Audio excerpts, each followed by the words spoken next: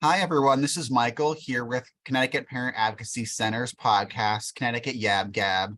I am super excited for our podcast today, and because we have the one and only Jake Shumbo, who also works with CPAC at CPAC and is a well-known advocate. And I have been waiting for a while to do this recording, and I know we're all going to have a great time. We're going to learn a lot from Jake. I know I'm going to leave feeling inspired and learning new things. So Jake, welcome and thank you so much for being here. Thank you for having me, Michael. And I should say for our listeners, our fun fact is, Jake, you came up with the name Connecticut YAB Gab. So the credit goes to you for that. Thank you. Yeah, so Jake is really, I think you should be the resident CPAC community engagement manager. I'm gonna propose that to Beth and Jane, just because everyone, you light up the room wherever you go and people are like, Jake, how are you? So I am super excited to have you here with us. I'm nice to be here. Thank you, Michael. And it's really cool, Jake, because we have been working together for really, I know, like, I started at CPAC a few years ago, but really we've worked together and collaborated on many panels. Would you say probably about 6 years or so, right? 6 or 7 now. Yeah. Time flies. So and so I always love hearing your story, and I want to kind of start off with, because my time with you today, I see this as you and I are such open books, Jake. So I know, like, you and I could talk about anything and everything, but I'd love, if you're comfortable, Jake, just to if you wouldn't mind maybe sharing parts of your story and anything important you want our listeners to know about you, and maybe things you've learned from your experiences.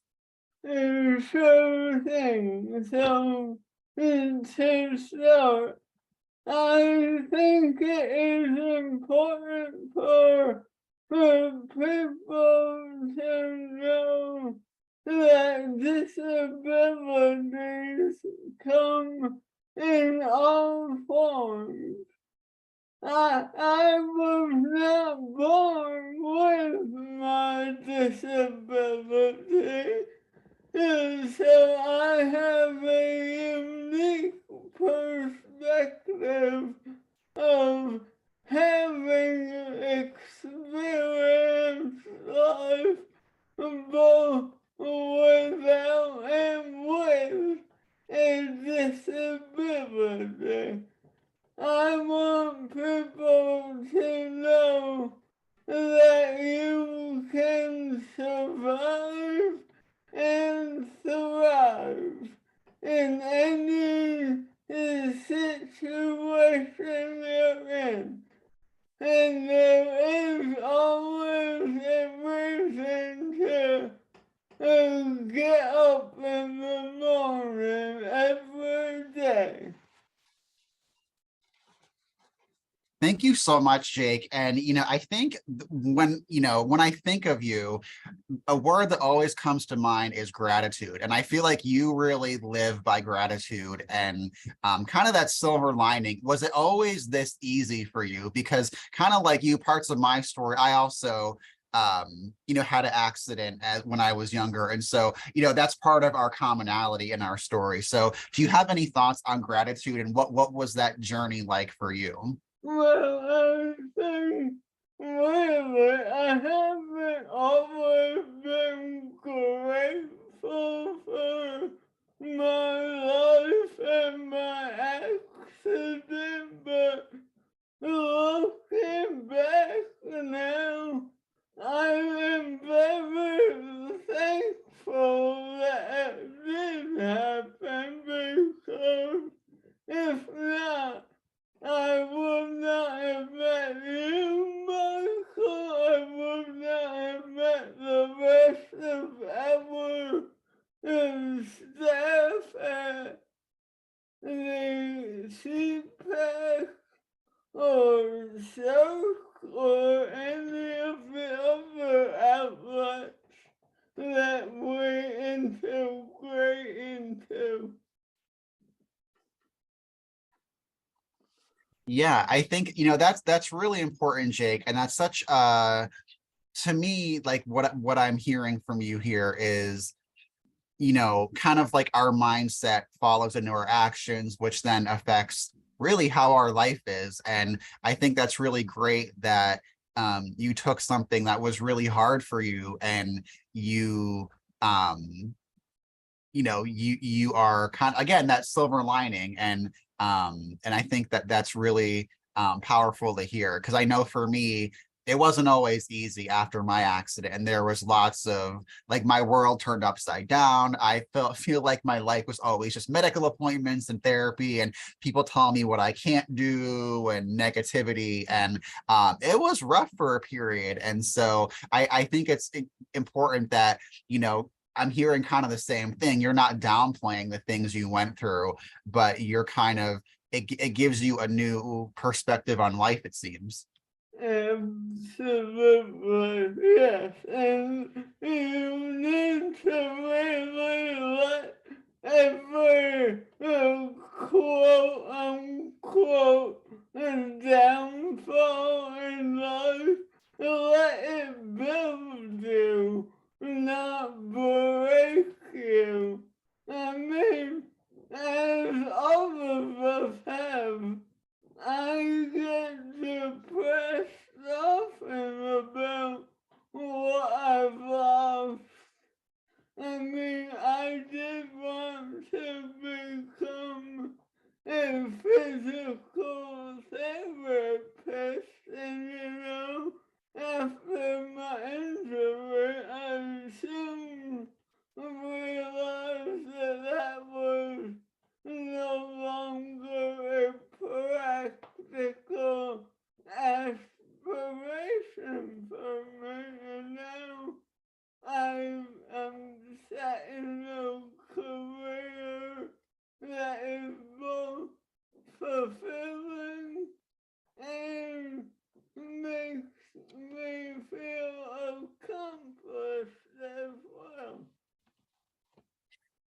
Yeah, I can totally relate, I think. And thank you so much for sharing that, because I remember, there was a point, I was just about like 2021, and had been out of high school, and I feel like I had like barely graduated, not because I put in the effort, but it just was, with my anxiety, and just life felt very hard, especially hard for me at that time, where it was a struggle to get through like a given school day. So I think, I remember clearly, as we're talking, Jake, about like life and career and this and that. I remember, being in my parents' house in my living room, and, I was in a, working one of my first part-time jobs then. And I remember just breaking down crying, because life had just felt so hard, and it's not how I thought it would be. And like, it just felt like I had all these ideas of what I wanted to do. And it's not that I didn't believe in myself, but I hope I'm being clear for you and our listeners, but it's like where I thought I could be at that time, or what I wanted, it just wasn't lining up. So I had like this come to the light moment, and it was like, it was a heavy moment for me. But I think, then I just kind of like let all my emotions and feelings out. And I think that was, I took time to then kind of figure out, what else do I want to try, if that makes sense. Absolutely. And I have had very similar experiences where, yeah, I broke down. I sobbed for hours, and I just didn't do anything all day. But that really needed to happen to let myself know that this is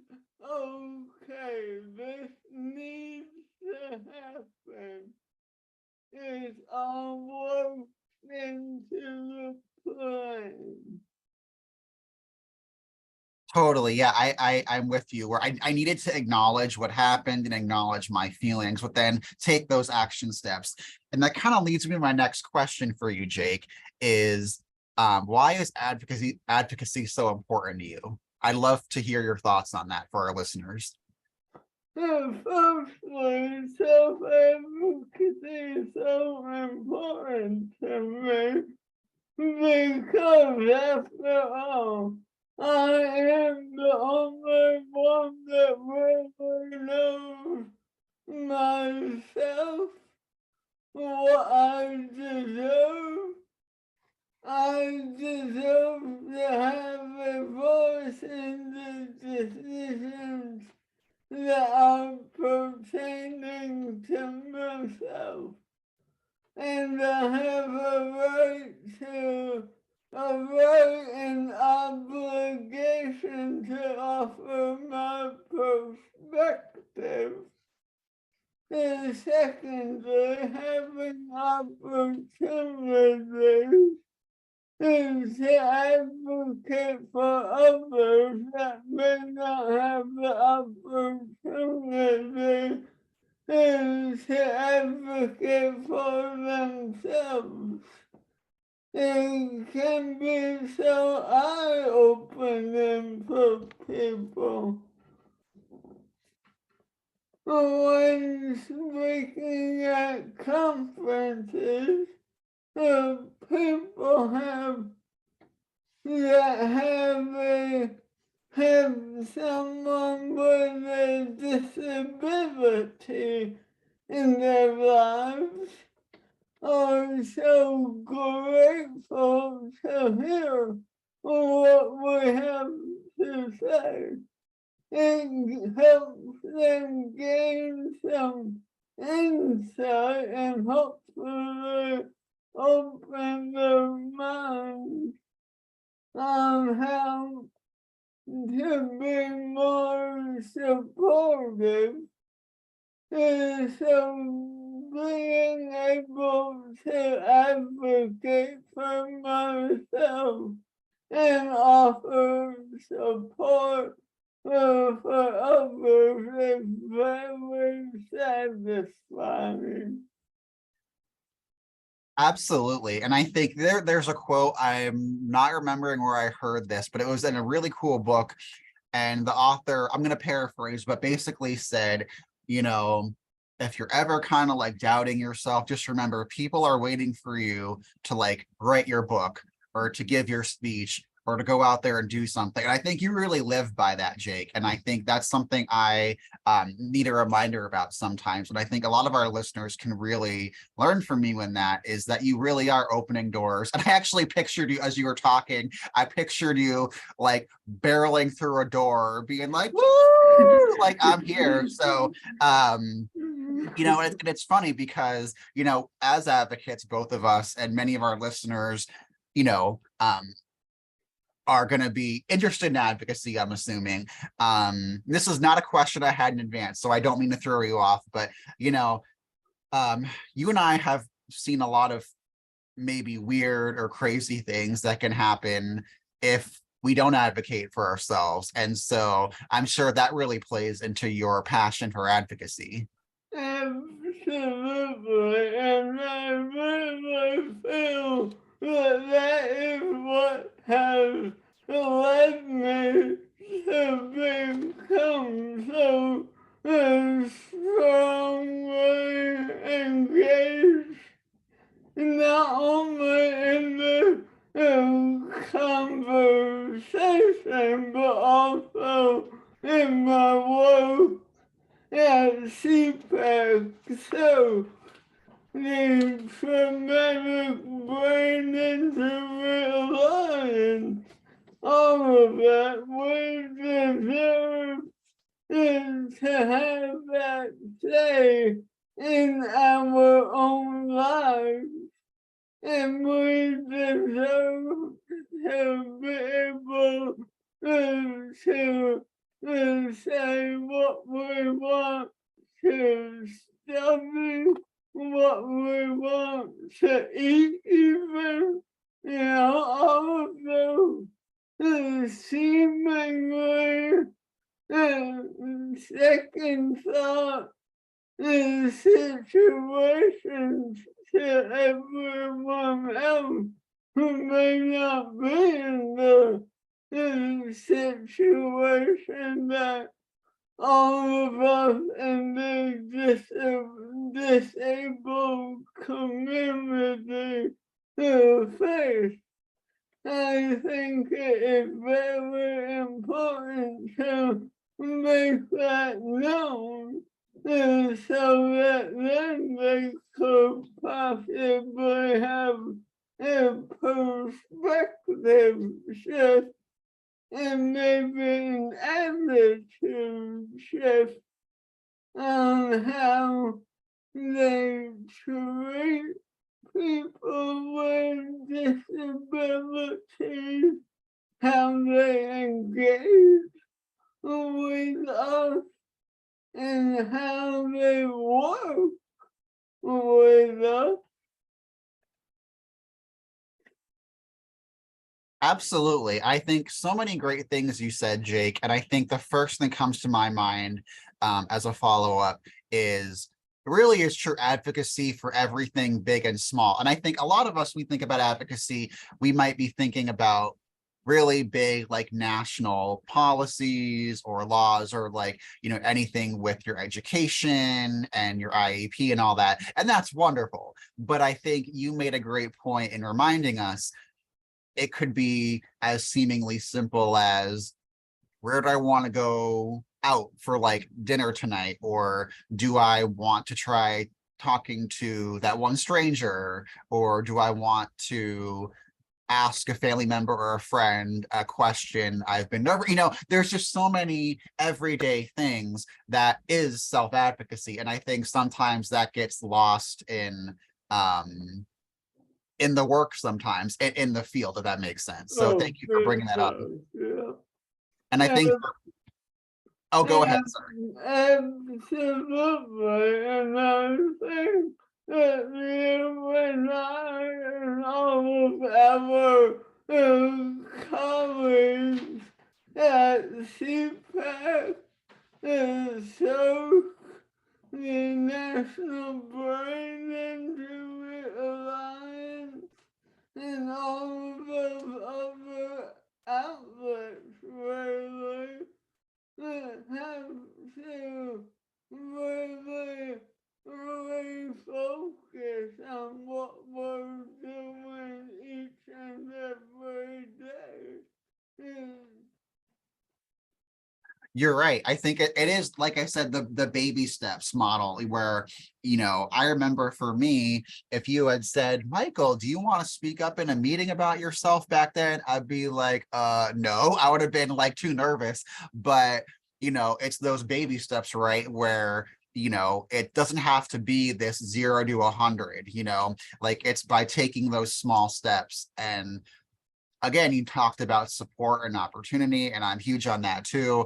So this is a great conversation that it's making self-advocacy part of your everyday life. And alongside of that, I think it is building your confidence and self-reliance. So maybe I'm not so edged out about raising your hand in class or sitting with someone new at lunch even. It's just to really break your bubble of that comfort and try something new. It's funny. I have a bonus question later I think you'll like, but I was just thinking as we're talking, Jake, I was laughing because I have a very vivid imagination, people who know me, but there's almost this sense, and tell me if you agree or disagree, where I think one of the most common questions we get is, how can my child, or how can I, self-advocate for myself or, be more confident. And to me, there's almost this sense sometimes where some people may think it's like this magic wand. And part of me, like, I don't want to be rude, but in my head, I get a little sassy where I'm like, this ain't Cinderella. There ain't going to be no fairy godmother where bibbity bobbity woo. And like, you can get like one magic wand spell and now you suddenly are confident and can do everything. There's always like the untold story, right? Like we both talked about, we had to kind of sometimes, if you want to use the word fail, or maybe things didn't turn out the way we thought. It's, whenever we do our presentations, Jake, people always kind of seem to, there's always the one or two people that want like the quick fix. And if it happens to someone where, hey, I believe in anything. So if I'm not going to rule out anyone who can learn a new idea or try something and it like changes their life, I think that can certainly happen. But I think, you know what I'm saying, Jake, we have to have this honest conversation of, self-advocacy in our journey is not always going to be this, oh, attend this one life skills course or, talk to someone for 20, it really is, it's our personal journey. And I think that, it as humans, we're always learning and growing. So I think there's the big push, right, to have these conversations earlier, and when youth and young adults are even younger, Right, and even right after my injury, I was pushed by my parents, my therapist, to speak up and really share what I was thinking. Because if I didn't, I would not be where I am today. I would not be helping those I'm helping tomorrow.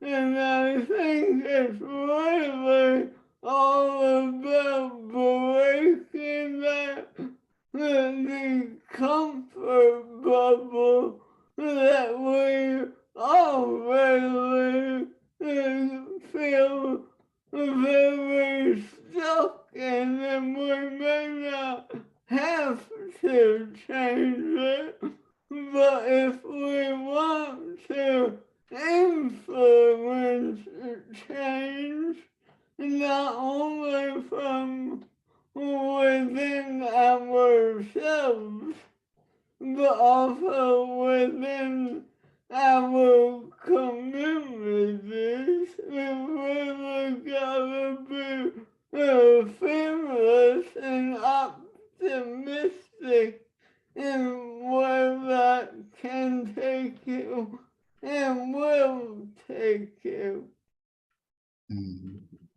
That's so true, Jake. And that kind of leads me to my next question. And you've talked a little about this already, but I'd love to hear about what made a difference in your life.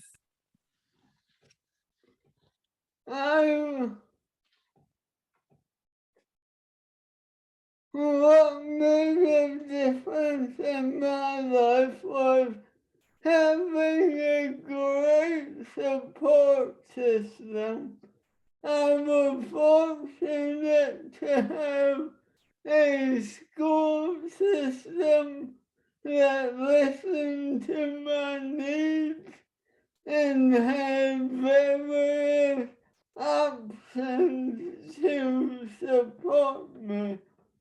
My transition program helped me to find my passion and work with me to find opportunities to share this passion. I was fortunate enough to get in contact with Beth Real at CPAC, who has helped me open so many doors for me. I found a community of people through the Youth Advisory Board and other and other groups that share my passion. And I have a supportive family that has been with me throughout this journey. And without all of this, I'm not sure what my life would have been like. Thank you so much for sharing that, Jake. And I totally agree. Your family is amazing. I've met them. I've seen your mom the most. She's wonderful. And you're right. And I think I'm so glad you have really the community of supportive people around you. And I think, you know, whenever we talk, I always mention that. And, you know, it really is, you know, sometimes I think we can get so caught up in doing the right technical things, but at the end of the day, like, to me, I don't want to put words in your mouth, but I'm hearing from you too, Jake, that really, if you do nothing else, just be like a nice, supportive person. Like, you don't have to know about the right way or like a mandate or like, you know, it's just really just do the best you can, be a nice person, be curious and kind to people, be that resource if you know of something that could be helpful, share opportunities. And I think at the end of the day, that's what like we as humans should all be doing. But it's a nice reminder that it's kind of comforting in a sense, like, you know, when we get these questions, Jake, all the time after presentations, you know, if you're doing that, I tell people you're ahead of like 80% of the world. If you can just be like a nice person and like talk to me. And it's not about being perfect. It's not about knowing everything. It's just being supportive and nice, you know? Absolutely. And not being afraid to wait. Like if any of your students and or people that you connect with have difficulties communicating, being very open and accepting of those conversations, whether it be a talker device, a screen reader, you know, just having that open mind and showing that you are supported, yes, but also you're supporting the mission that you feel fulfilled by. Absolutely. I think you brought up a couple of great points, Jake. It's, you know, it's really just doing the best you can and having that community. But I'm also hearing it's really supporting yourself and being aware. And again, that goes back to self-advocacy. But, you know, I think it's a reminder for anyone to take care of yourself. So if you're a professional, a parent, whoever you are, it's a reminder to, in whatever way you can, to realize your worth, that you deserve it. And we can't do the best that we can do if we don't honor and take our own time for self-care. I know self-care is really trendy, but it's worth saying that, you know, I'm not here to tell you what to do for self-care. I'm just telling you that just have that honest check-in with yourself. If you need additional support, find it. We here at CPAC can help you connect the dots on that. I don't know everything. I never claim to know everything, but it really is. It's just we can't do life alone. I say that sometimes where no person's an island, we all need help at some point. And just investing in yourself that way. But Jake, you also mentioned, and this is something that's so true, it's really honoring our own differences, and not comparing, and I had to really learn that, because sometimes the comparing gremlin, which I call it, comes up to me and is I'll have these gremlin thoughts in my head, Michael, I start comparing to other people I see. You don't have XYZ, it might be, it might be, you don't have as much whatever education or money, or maybe this other person looks more confident, but you never know what's going on in that person's life, and so it's just so easy to get caught up in the comparison game. And it's this is my New Year's holiday reminder. Please don't get caught up in that. It's not fun to be caught up in the comparison gremlin cycle. It's a losing game. Absolutely.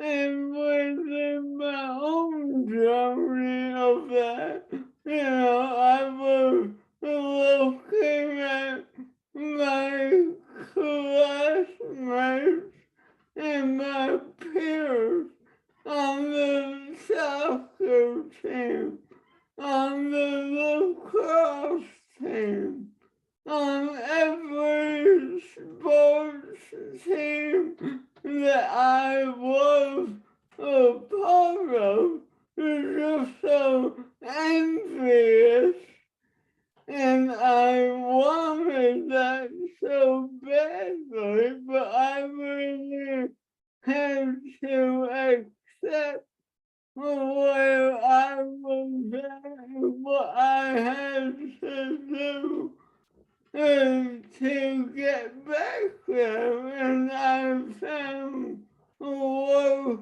now that may not be fulfilling in the same respect as that, but it is fulfilling on a greater scale.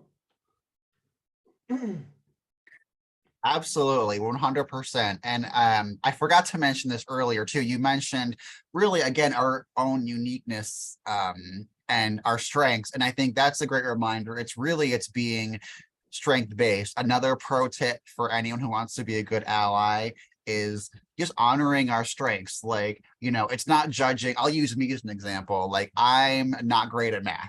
That's the running joke. Anyone who knows me, I'm I can add up money. I love to shop. I'll do all that. But if you ask me about algebra or any of that, I'm gonna freak out. And so I don't judge myself on that, or I know plenty of people who are amazing at math, but at the same time, I'm great at cooking, I'm great at art, there's all these things. And so sometimes I feel in the advocacy world, we can all be judged by this invisible same standard. And it's a nice reminder to be hey, we all have worth, just being here, but that we're not meant to all be the same, and so thanks for bringing that up, Jake.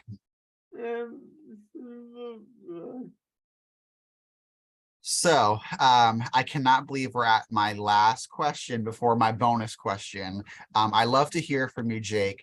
What would make Connecticut a better place for people with disabilities? I think that there needs to be continued support and programs for people with disabilities. And I think that people with disabilities need to be at the table when planning is being done that impacts them, as we say. Nothing about us without us. That's also one of my favorite quotes, nothing about us without us. And I should look up if they have bumper stickers of that. Like, I think literally, like, I probably get in trouble for like even mentioning this, but like, what if there was like this movement where advocates would like, I'm not gonna say like graffiti, but it's like, you know how I was just watching like Batman, like, you know how there's like the bat symbol in the sky and all that. Like, what if there's like, you know, you messed up if like you wake up one day and like on your door or like on like an agency building or like government, wherever, you just like wake up and you go in on the door and you see nothing about us without us. And that's like a warning, like advocates are aware, like changes need to be made. I love that. Amen. So maybe we can make that happen one day. That'd be fun. Oh, We're all about having fun here, as you can tell. So that's what keeps me going.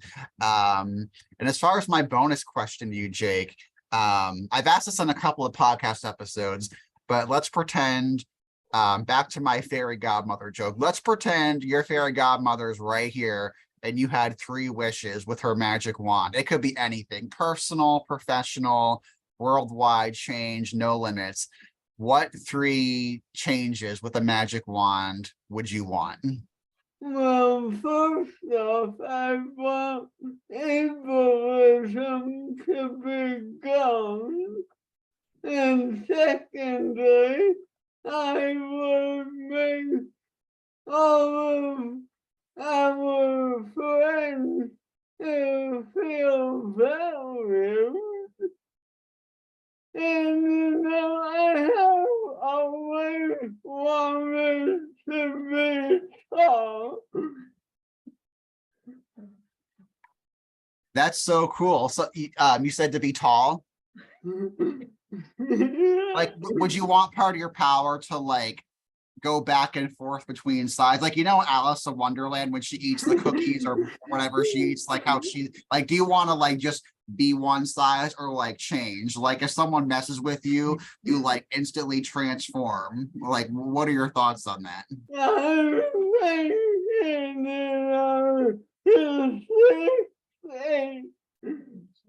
I just want to be tall.